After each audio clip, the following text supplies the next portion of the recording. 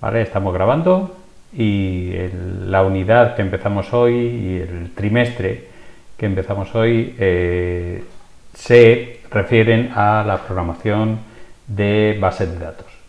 ¿Vale? Entonces, un trimestre corto, eso sí, para un único resultado de aprendizaje, que no obstante de los más trascendentales porque es el que forma la unidad de competencia que se supone que tenéis que alcanzar, y es el de precisamente eso, poder programar bases de datos relacionales. ¿De acuerdo? Entonces vamos a empezar y vamos a ver dentro del SQL y dentro del SQL de Postgre, ¿vale?, lo que es la programación en ese lenguaje, en esa variación que hace Postgre de la programación de bases de datos. ¿Vale? Y empezando por unos conceptos básicos. En realidad los conceptos básicos seguramente ya coincidirán con muchos de los que hayáis dado en lo que es el módulo de programación. ¿Vale? Nosotros vamos a destinar esos conceptos básicos a la programación de bases de datos. ¿Vale? Pero vamos a repetir algunas de las cosas, sobre todo hoy, que ya conocéis, por eso iremos o intentaremos ir un poquito más rápido. No obstante, ya sabéis que en cualquier momento pues podéis pararme para preguntar cualquier duda que tengáis en cualquier momento, ¿vale? Entonces, lo que es PL/PG/SQL dice que es un lenguaje procedimental para el sistema propio del sistema gestor de base de datos Postgre, ¿vale? Entonces nosotros tendremos que ir dándole esas instrucciones para alcanzar aquello que queramos conseguir. ¿Y qué conseguimos con eso? Pues, por ejemplo, permite ampliar la funcionalidad del servidor de la base de datos, creando, dice, objetos de servidor con lógica compleja. Y por eso, ante una pregunta que me hicisteis, pues lancé en el foro ese bonus indicando cuál era una de esas funcionalidades que se me permite ampliar, ¿vale? Si yo tengo que cambiar el propietario de todas las tablas de un determinado esquema, pues lo puedo hacer una a una, y eso en el caso de que sean poquitas, pues es una opción.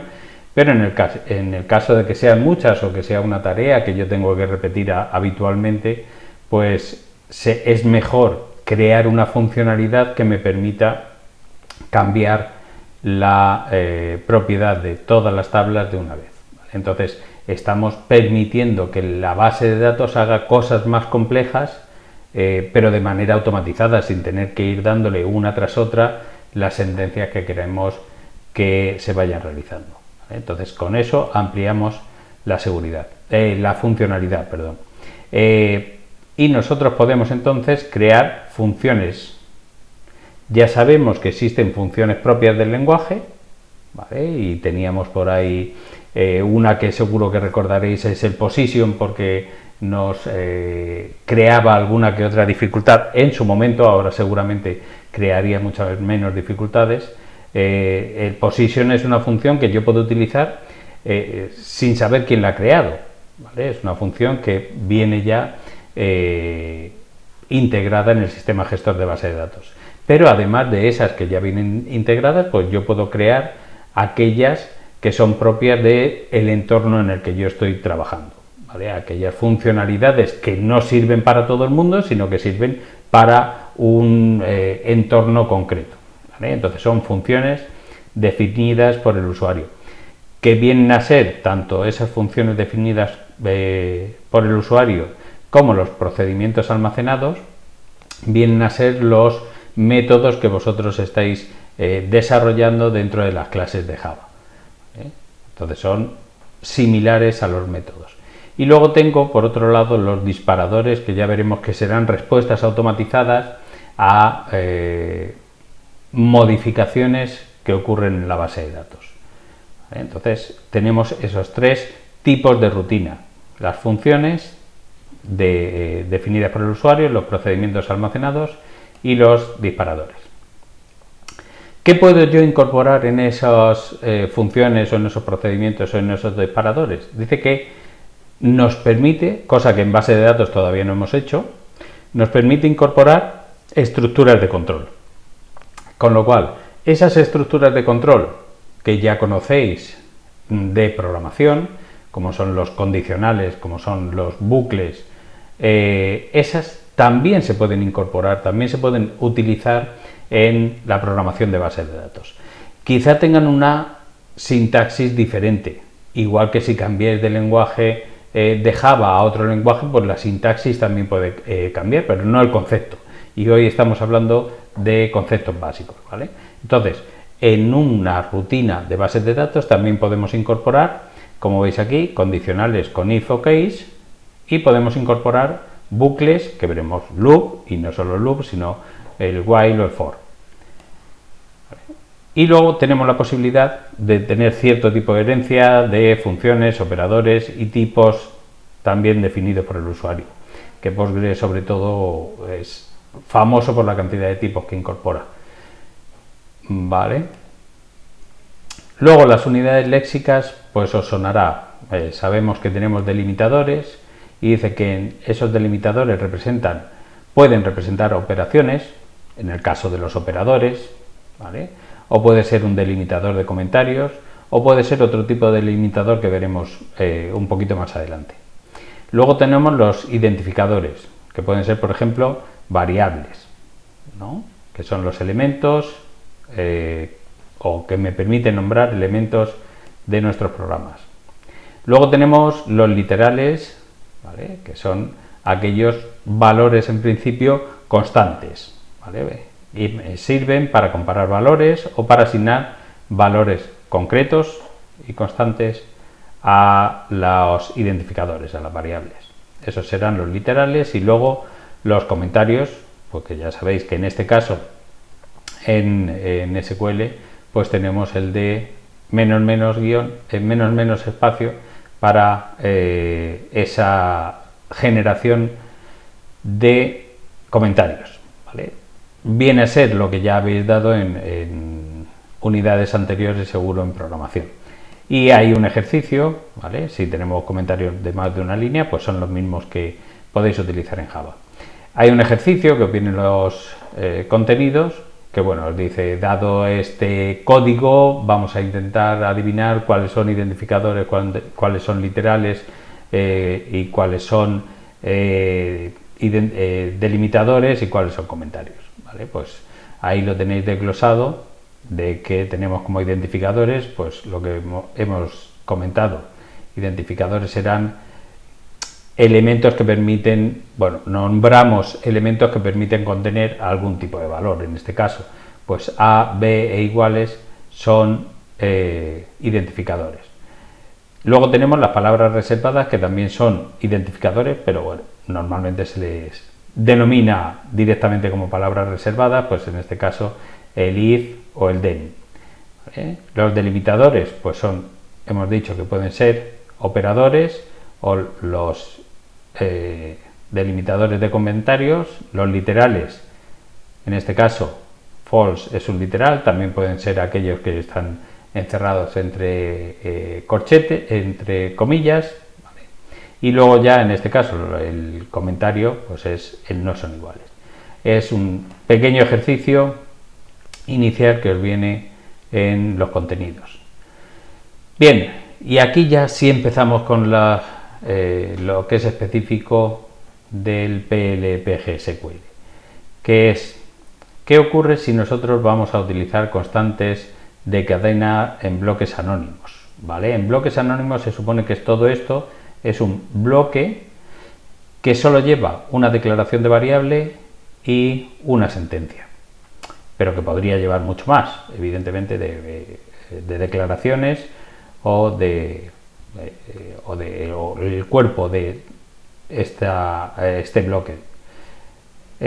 Si yo incorporo pues comillas dentro de un texto, pues en principio lo tendría que escapar si yo quisiera ejecutar esto dentro de comillas también, ¿vale? Yo en realidad quiero que se ejecute todo, Pero si no hago nada, se ejecutaría hasta el primer punto y coma, sabemos.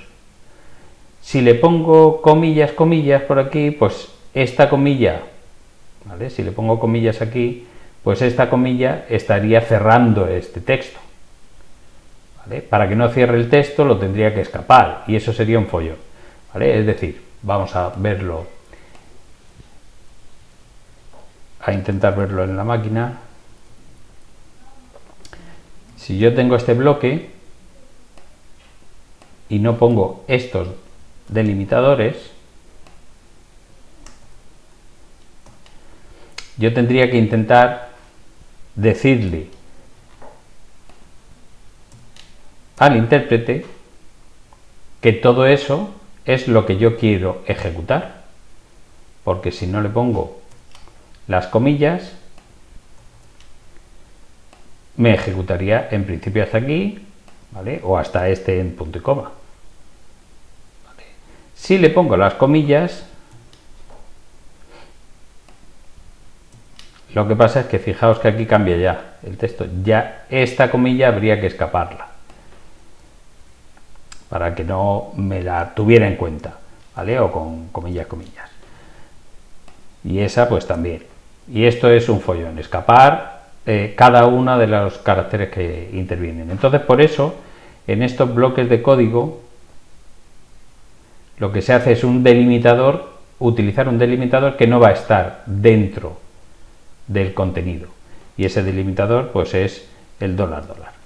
Eso me va a permitir ejecutar entonces todo el bloque sin interpretar estos puntos y coma, ¿vale? Tomándolo, haciéndolo, obteniendo el bloque como un todo, no como partes. Luego ya sí, una vez que se ha interpretado que eso es un bloque, ya se ejecutan una a una cada una de las instrucciones, ¿vale? Esto me diría, a ver, sí.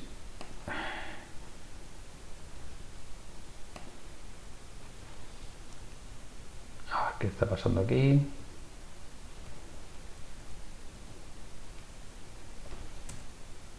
Ahora, ¿vale? Que hay 39 agentes en una base de datos que os he colocado dentro de los materiales para la tutoría, ¿vale? Fijaos que se ha interpretado todo, esta declaración, y ahora veremos qué significa cada una de esas cosas, hasta un mensaje final, que es el que nos aparecía aquí a la derecha, ¿vale? Entonces, eso es un bloque y como no le hemos puesto nombre, pues es un bloque anónimo. ¿Qué quiere decir? Que si yo cerrara esta pestaña, ¿vale?, se perdería. Si tuviera que rehacerlo, pues tendría otra vez que volverlo a escribir, o en nuestro caso, copiarlo y pegarlo de la presentación, ¿vale? Pero no lo puedo volver a llamar de ninguna otra forma, no está almacenado en ningún sitio. Simplemente está el texto que yo puedo volver a escribir y volver a trabajar sobre él, ¿vale? Entonces, para no tener que escapar las comillas que yo tenga dentro de un bloque, en este caso de un bloque anónimo, voy a ponerle un delimitador diferente y normalmente se utiliza $, o dólar con algo dentro y dólar, ¿vale? ¿Y qué son los bloques de PGSQL? Los bloques son un conjunto de sentencias que pueden incluir esas estructuras de control que hemos visto y que tendrá una parte de declaraciones, si es que voy a utilizar variables, que es lógico porque si yo dejo de utilizar cosas, la funcionalidad seguramente se reduce también. Entonces lo normal es que cualquier función o procedimiento o disparador que yo quiera incorporar lleve algún tipo de estructura de control y por tanto, de variables también. Entonces voy a tener una cabecera donde voy a estar a incorporar la declaración de las variables o de las constantes, aunque aquí solo vamos a ver las variables, y un cuerpo que es donde voy a poner las sentencias que seguro que incorporan algún tipo de sentencias de QL, de DL o DML, de cualquier tipo de sentencias SQL combinado pues con otros tipos de pues con eso, con las estructuras de control o con las excepciones o con o con los comentarios, los mensajes que yo quiero que aparezcan en la salida. Ya veremos en la salida. Vale. A esos bloques pues le puedo poner una etiqueta. Una etiqueta no es nombrarlos para guardarlos, simplemente para decir que aquí empieza y aquí termina, pero no se guarda con un nombre. De momento, estos serían los bloques anónimos. Los bloques anónimos pueden tener funcionalidad. Vale, estamos viendo que en este caso vamos a utilizar una variable, ahora las veremos también, y luego un select que parece que cuenta las oficinas, y una vez que ha contado las oficinas me indica cuál es el valor de ese número de oficinas. ¿Vale? Entonces es un bloque anónimo que yo cada vez que tenga que considere que debo utilizar, pues tendré que escribirlo y ejecutarlo en su caso.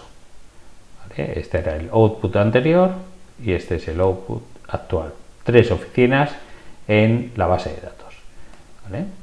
Fijaos que aquí sí hemos utilizado lo que es una etiqueta, la etiqueta de cierre, los delimitadores, para que pueda poner simplemente una comilla y para que no se interpreten los puntos y comas intermedios. ¿Vale? Y en este caso el cuerpo lo único que tiene es una sentencia select. Un poquito especial, como veremos, porque incorpora algo dentro, lo que hay dentro del do. Esto es la etiqueta que yo le he puesto. ¿Vale? Una etiqueta que le estoy diciendo aquí, que aquí termina este bloque, el bloque que yo he denominado así, pero que no es necesario. Si yo hubiera querido ponerlo así, también funciona. ¿Vale? Sí, pero cuidado, que no hay que confundir, no es un bloque que yo luego pueda referenciar fuera del bloque. Yo por aquí no puedo hacer nada con first block. ¿Vale? Ese first block no lo puedo utilizar aquí para nada, no sabría qué hacer. ¿Vale? Entonces es simplemente dentro del bloque, pues... ¿Por qué? Sí que podemos anidar bloques unos dentro de otros y entonces ya sí que es más conveniente ponerle etiquetas, ¿vale? Pero aquí no es obligatorio y con la complejidad que nosotros vamos a trabajar tampoco. ¿Vale? Entonces es simplemente, en ese caso, una etiqueta por ver cuál es la sintaxis completa, aunque no será necesario utilizarlas. ¿Vale? Lo que os he dicho, vamos a nombrar y pasar rápido las variables porque sois conocedores de lo que son las variables y las constantes también, pero bueno, las saltamos directamente, lo que son las constantes, que tampoco las vamos a utilizar mucho. Vuelvo a repetir, para la complejidad, no porque no se utilicen o no se puedan utilizar, sino que no vamos a incrementar la complejidad hasta ese nivel. Entonces, lo que vamos a tener es que yo también voy a poder utilizar variables y deberé indicar cuál es su tipo y en su caso asignarle un valor inicial. ¿Vale? Pues en este caso yo tengo 4 variables, una de tipo entero, 2 de tipo varchar y una de tipo numérico con 2 decimales. Y le estoy asignando con el 2 puntos igual, le estoy asignando un valor a cada una de ellas. Si es numérico, pues no lo encierro entre comillas, pero como ya sabéis, si es una cadena de texto, pues lo encierro entre comillas. No hay que asignarle siempre valor porque esto, al indicar que al encerrar el 2 puntos igual y la expresión entre corchetes, estoy indicando que eso es opcional. ¿Vale? Entonces, evidentemente, en algún lugar de la rutina habrá que asignarle un valor a la variable, si no, esa variable es que es inútil, pero no tiene por qué ser en el momento de la declaración. ¿Vale? Entonces, le asigno valores y una vez que le he asignado valores, pues en este caso lo único que hacemos es mostrar esos valores. No se hace nada más en este otro bloque, ¿vale? Vamos a utilizarlo, aunque supongo que la utilización de variables pues a ninguno de vosotros se os escapa ya. Eso sí, la sintaxis es propia, entonces yo os aconsejo que no hagáis, y entendedme bien, no hagáis mucho caso a la sintaxis de PL/PG/SQL, porque luego si le hacéis demasiado caso, pues puede que os confunda a la hora de utilizar Java, ¿vale? Entonces, si Java ya más o menos lo controláis con sus expresiones, que esto sepáis que se utilizan variables, que en un momento dado vais a poder utilizar el igual en vez del 2 puntos igual y os va a dar un error, pero es mejor que os dé un error y luego lo solucionéis a que intentéis recordar la sintaxis de cada cosa, ¿vale? Tenéis ejemplos, luego vais a poder copiar y pegar muchos de los ejemplos, con lo cual prefiero, vuelvo a repetir, que no os quedéis con la sintaxis concreta. Y ahora, si nos da tiempo, os digo por qué la sintaxis es secundario, aunque intento siempre reproducir eso. Para mí la sintaxis sigue siendo secundario en cualquier caso. Vale, pues lo que veis, aquí lo que hemos dicho es todo esto. Es un mensaje, hemos asignado el valor a las variables y luego le hemos dicho a Postgre que nos muestre este mensaje que incluye las cuatro valores de variables, en ese caso en este orden: el counter, el first name, last name y payname. Y eso es un mensaje que ha ido componiendo de manera similar también a como lo hace Java con el printf, ¿vale?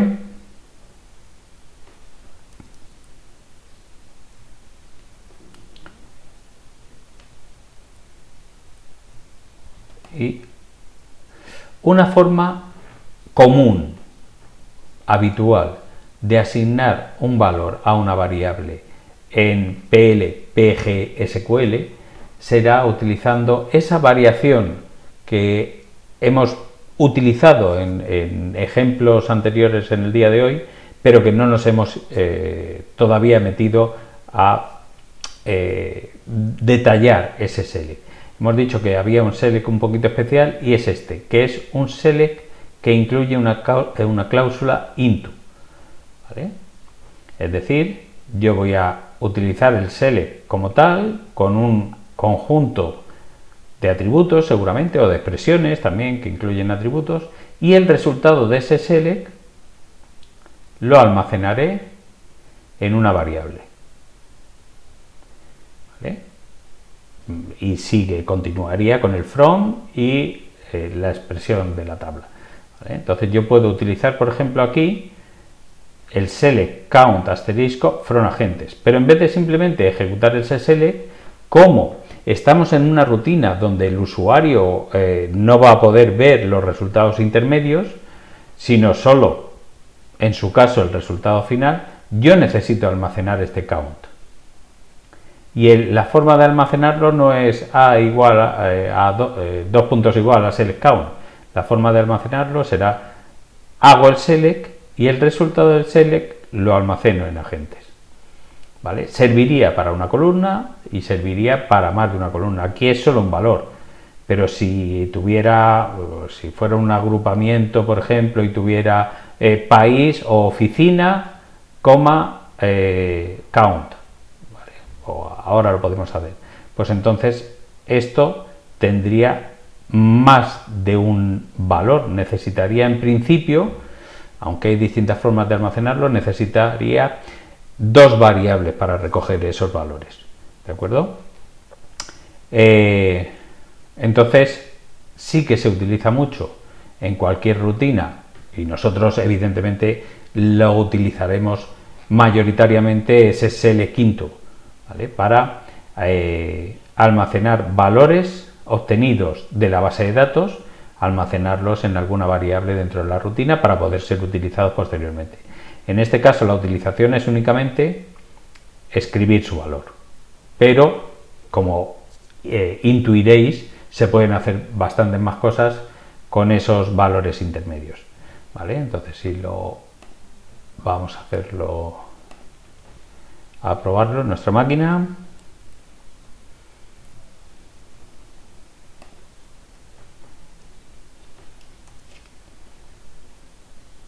Vale, como vemos, nos ha salido este último valor, que es lo mismo, y cuando estáis haciendo una rutina de este tipo, evidentemente yo este select, si quiero saber si me ha salido bien o mal, lo utilizaré fuera. Ya lo que no puedo utilizar,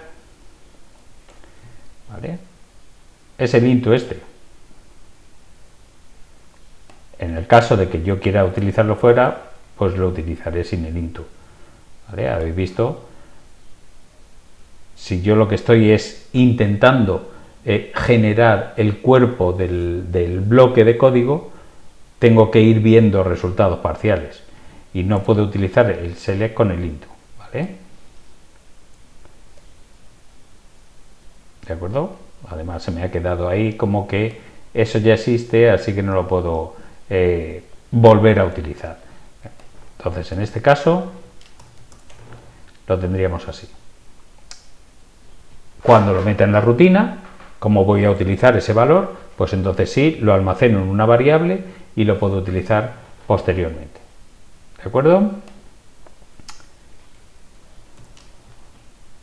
Vamos a ir limpiando esto, que si no, las posteriores salidas se me mezclan. Bien, hemos dicho que cuando declaramos una variable tenemos que decir de qué tipo es.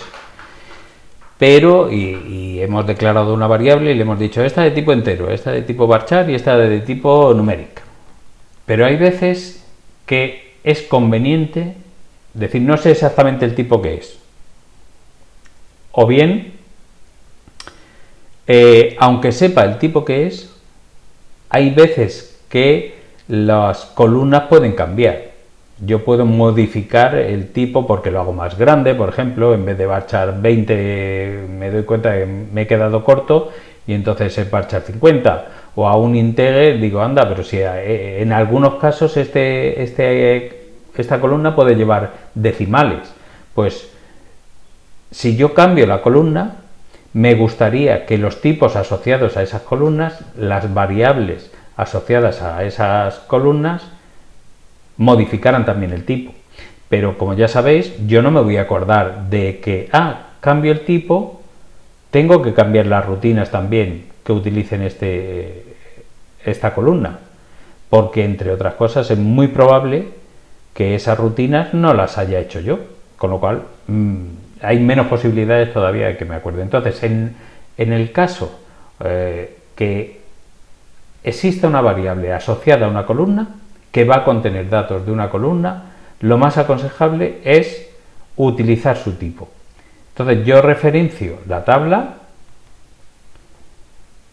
la columna de la que estoy hablando, y le digo, pues coge el tipo de esa columna y utilízalo aquí. Esta variable va a ser de ese tipo.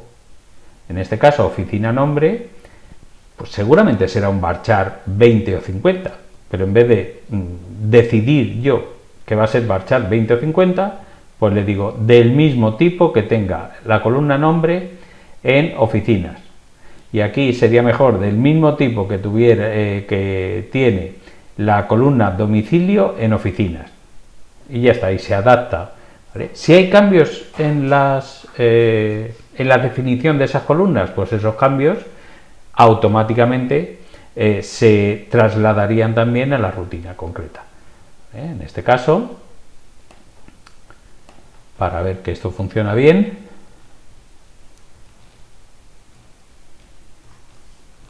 lo pasamos a nuestra máquina y, como veis, sin necesidad de especificar el tipo, aquí vuelvo a repetir que sería mejor domicilio, que creo que tendrá, a ver, sí. Sin especificar el tipo, yo sí que puedo utilizar esas variables porque lo estoy especificando de manera indirecta. Ve a la tabla de oficinas, que la tendré por aquí, cuando haga un F5,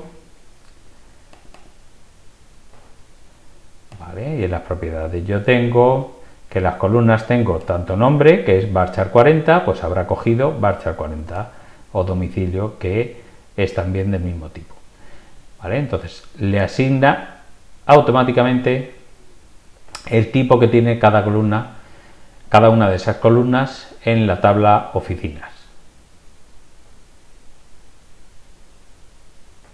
No, varios into no le tengo que meter, le puedo meter varios domicilio, le puedo meter aquí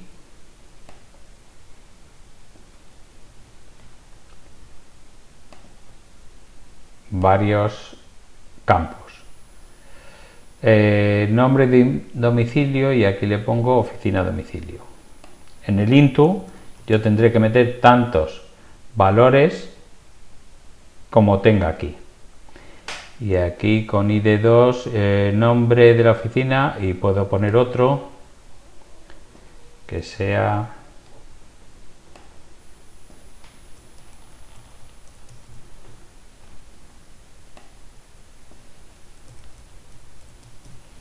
¿vale? Entonces en el mismo select puedo decirle devuélveme dos valores, y cada uno de esos dos valores va a uno de los de las variables, ¿vale? Nombre y domicilio.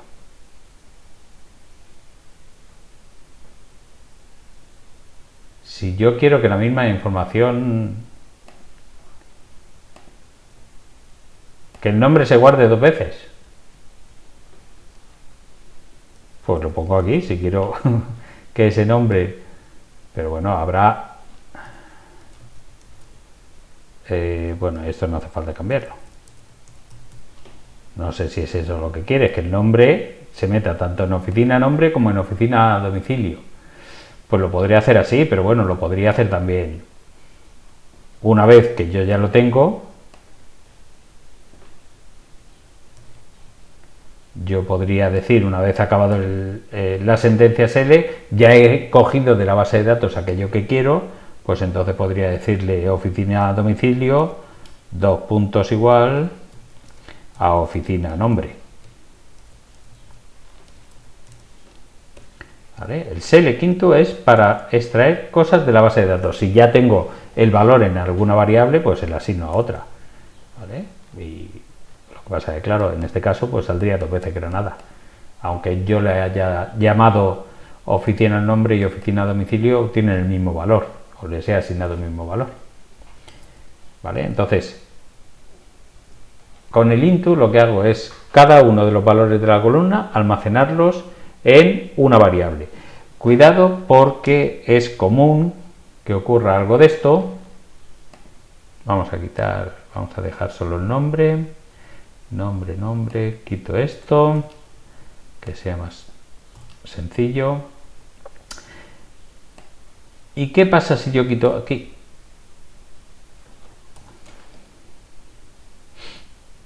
¿Vale? Solo me ha devuelto Madrid, que no es el de la oficina 2.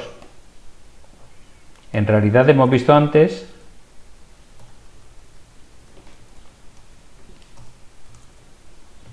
¿vale? Antes hemos visto, y lo podemos ver otra vez, que si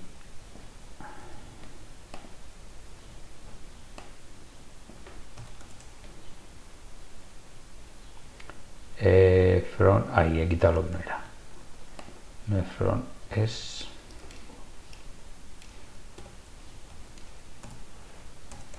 así, ¿vale? Si hago el select nombre from oficinas, me deberían salir 3, pero yo tengo una variable y de momento, ¿vale?, tengo una variable que es oficina nombre y solo puede contener un valor.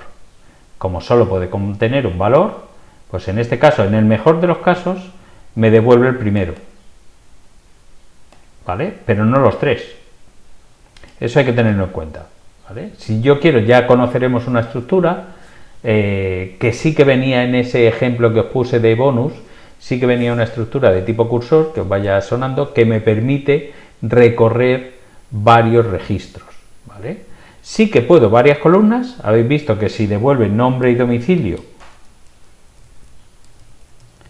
yo sí puedo almacenar en oficina nombre y oficina domicilio, pero si lo que devuelve es varias filas, ya tengo que utilizar otra cosa, ¿vale? Entonces, por eso en este ejemplo lo que venía, no, devuélveme una en concreto, yo quiero, ¿vale?, aquella donde la oficina ID, no sé cómo venía, no sé si era ID, identificador, ¿vale?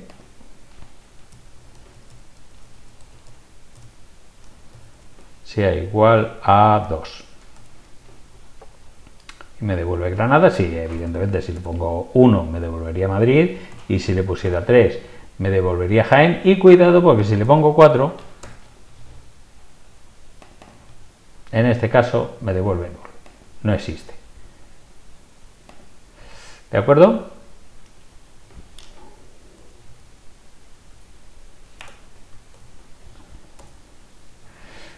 Bien, existen otros tipos más complejos. Hemos dicho que defino una variable y la defino de momento del mismo tipo que una de las columnas.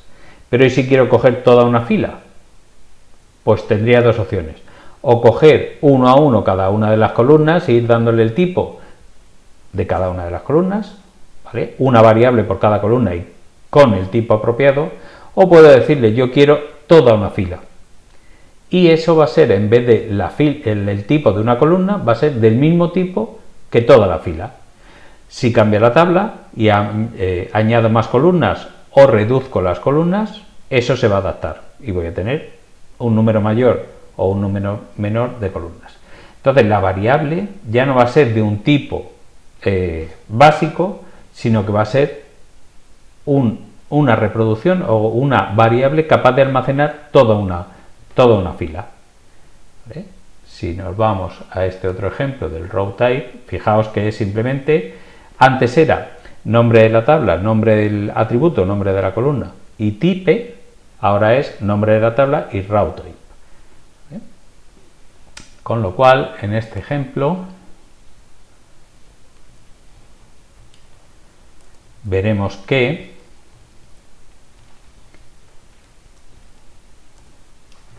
por un lado decimos vamos a almacenar este agente seleccionado, va a almacenar una fila completa de agentes. Claro, luego cuando quiera escribir algo, pues tendré que ir diciendo qué columna de esa fila entera quiero escribir, y entonces se utilizará la notación punto. Pues agente seleccionado, que lo vemos aquí, pues del agente seleccionado dime el nombre, ¿vale?, o dime la categoría. Esa sería el row type, ¿vale? La categoría del agente es 2, el nombre del agente es Narciso, ¿vale? Entonces puedo utilizar, como veis, hago el select con el into también, pero en este caso en una variable meto todas las columnas, eso sí, en principio de una fila, ¿vale?, porque solo va a poder contener en ese caso una fila. Bien, estamos utilizando mensajes, de momento simplemente informativos, pero hay otros mensajes que pueden ser para el log, a ver que lo pongo por aquí, ¿vale? Puede ser también informativo, puede ser para el log, es decir, la bitácora que normalmente no se muestra al usuario, puede ser para depuración, si es que hay errores, y yo quiero saber mucho de esos errores, de cuidado, de precaución, ¿vale? Y el que estamos utilizando ahora mismo, que es simplemente un mensaje que yo traslado al usuario, ¿vale? Entonces estos son en principio los niveles que existen, o bien lanzamos una excepción que también habéis trabajado desde en Java, ¿vale? Que seguro que habéis trabajado ya en Java con excepciones y aquí las veremos también, ¿vale? Entonces, si yo pongo, algunos me saldrán y otros no me saldrán,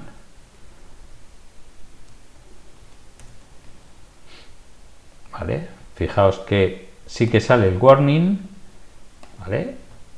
El info, sí que sale el warning, que sería este, y sí que sale, ¿vale?, el de aviso, que es el notice, ¿de acuerdo? Pero no sale por el nivel de log que yo tengo aquí, no me sale el mensaje de log, que irá a otros ficheros, ya no va a la salida estándar, sino que irá a otros ficheros, ni el de depuración, ¿de acuerdo? Entonces, en función del nivel, pues hace una cosa u otra, y si lanzo una excepción, pues ya saldrá de otra forma, ¿vale?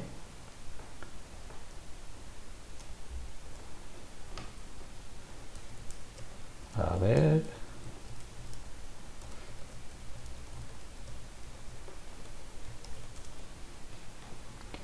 ¿De acuerdo? Esa es la excepción. Me está diciendo, oye, algo ha fallado. No es que lo haya fallado yo, es que lo he lanzado. Eso será seguramente con un condicional, ¿vale? Y dice, si se cumple esto o si algo falla aquí, pues lánzale un mensaje de excepción, y a lo mejor en vez de simplemente mensaje es pues algo un poco más explícito.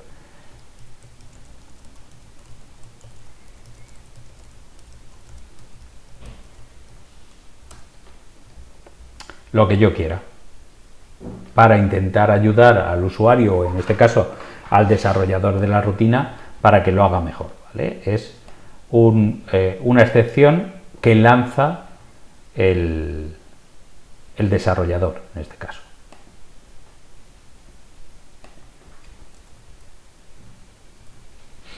Bien, y de manera rápida también, pues vamos a ver conceptualmente, sobre todo, lo que son las estructuras de control, o algunas de las estructuras de control que podemos utilizar en Postgre, ¿vale? Que será pues un condicional.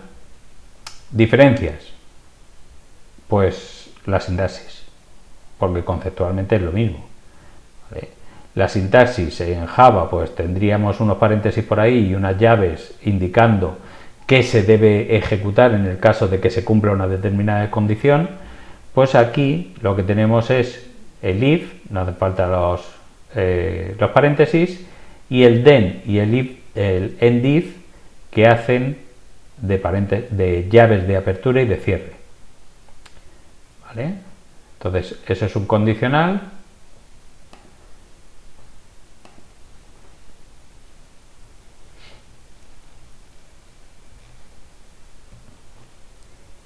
Que evidentemente, si se cumple esta condición, que es un not found. El not found es si se cumple esto. Si no existe, en este caso, ninguna fila que coincida con que el identificador es el de la oficina, ¿vale? Fijaos que aquí hemos creado una variable y le hemos asignado el 0. Dice, pues si el 0 no existe como oficina, entonces saldrá ese mensaje. Evidentemente el 0 no existe como oficina y entonces no sale el mensaje. Pero si hubiéramos inicializado, en vez de a 0, lo hubiéramos inicializado a 1, ¿vale? Pues ya si sale, ya como vemos, no hay ningún mensaje. Si lo lanzamos con un 4, pues entonces sí, me dice not found, la 4 no se ha encontrado, ¿vale? Entonces es un condicional, y que, como sabéis, el condicional, si se cumple la condición, se hace lo del then, y luego tendremos pues también la posibilidad de un else, ¿vale? Lo mismo, si no existe la oficina, sale este mensaje. En cambio, si sí existe, es decir, si no se cumple eso, pues sale otro mensaje, ¿vale? Este sería el caso en el que se ejecuta una de las dos, o el if, ¿vale? Si la oficina es el 1, saldría este mensaje y el nombre de la oficina, el nombre de la oficina en Madrid. En cambio, si volvemos a ponerle el 0 a la variable, pues me dice que la oficina 0 no puede ser encontrada. Un condicional if else, ¿vale? Que por supuesto que doy por hecho que conocéis. Y esto es como un switch. En este caso se utiliza el case, que el case se utiliza mucho de todas formas en Postgre, en las sentencias SQL, en unas sentencias SQL un poco más complejas, ¿vale? Pero bueno, aquí es el case, es una expresión, y cuando con este when, cuando esa expresión que se busca coincide con esa, pues entonces se ejecutan unas sentencias, ¿vale? Podemos poner tantos valores de la expresión como consideremos, ¿de acuerdo? Y al final, digamos que este sería el default. Si no existe ninguna coincidencia, pues entonces se ejecutarían estas sentencias, ¿vale? Como es más largo, ha necesitado una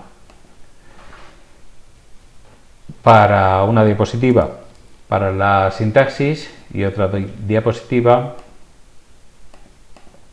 para un ejemplo, ¿vale? En este caso dice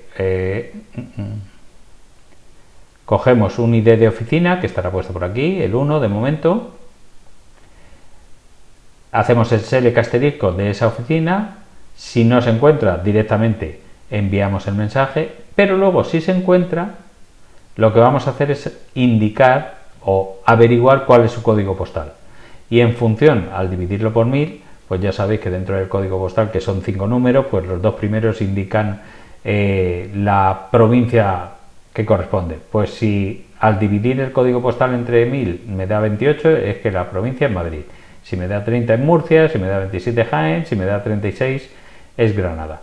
Y si no da ninguno de esos, pues entonces la provincia será desconocida, ¿vale? Este sería el uso de un case. En este caso, vamos a limpiar, ejecutamos otra vez.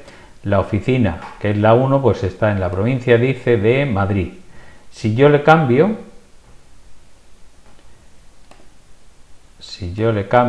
el identificador para que sea el 0, hemos visto que me diría no existe. Si le pongo el 2, me diría que es Granada. Si le pongo el 3, me diría que Jaén. Pero por ejemplo, si yo quitara la opción Jaén, que ha sido la última, ya no coincide con ninguna de esas y me tendría que decir lo de abajo, que es desconocida, ¿vale? Ahí está, ¿de acuerdo? Este sería un condicional de tipo case. Lo siguiente serán los bucles, ¿vale? Y tenemos un bucle loop. Este se utiliza bastante, aunque ya habremos visto que en un bucle en Java pues no es conveniente salir del bucle desde dentro del bucle, ¿vale? En el recorrido aunque se pueden utilizar otros bucles, en el recorrido sobre todo eso que os decía, cursores, sí que se utiliza bastante el loop y el end loop. Es decir, haz todas estas iteraciones tantas veces hasta el exit. En este caso es algo matemático porque todavía no podemos meter aquí cursores, ¿vale? Y lo que vamos a hacer es que se va a salir cuando el contador, que se incrementa en cada iteración, llegue al valor n.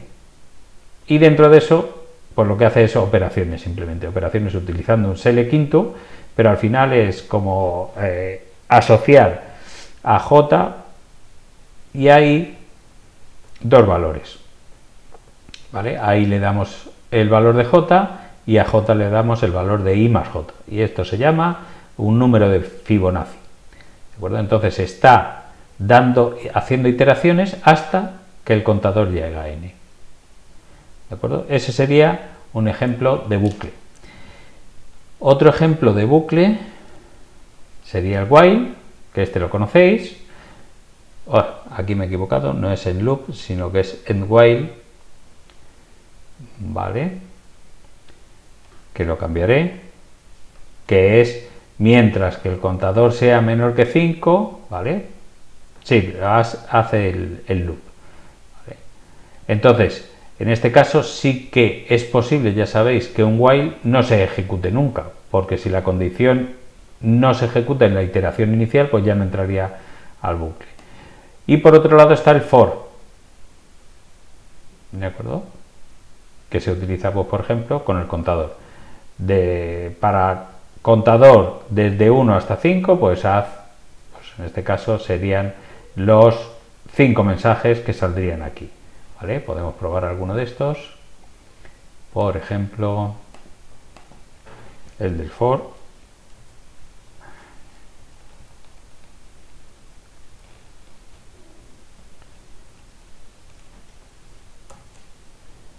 ¿De acuerdo? Y aquí veremos que nos da pues tantos mensajes como yo he puesto. ¿Vale? Desde 1 hasta 5.